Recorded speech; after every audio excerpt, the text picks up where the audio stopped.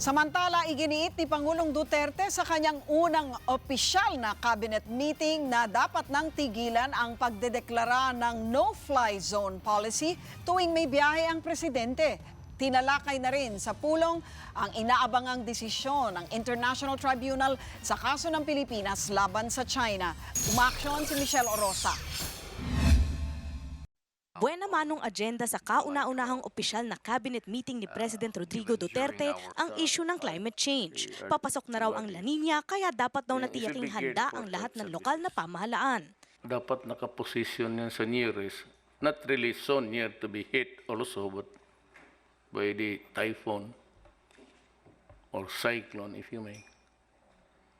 Yun ang ano niya. So the resources must be on deck, positioned nearby.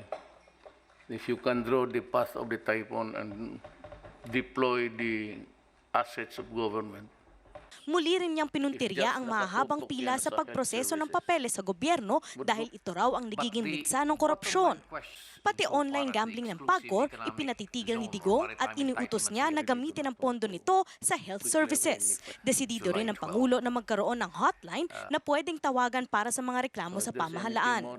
Hindi na rin daw kailangan ng pagpapatupad ng no-fly zone policy kapag lilipad ang eroplano ng Pangulo. Walang stopping of the activity just because somebody coming in. And also next time itong mga epic pati should be there somewhere where we do not really the least inconvenience and disturbance to the people should the better.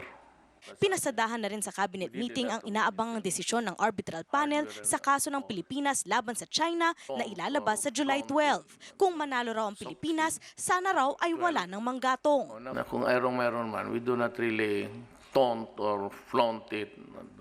Soft landing lang tayo dyan.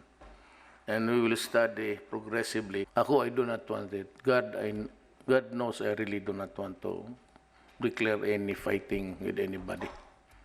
And if we can have peace by just talking, I would be very happy.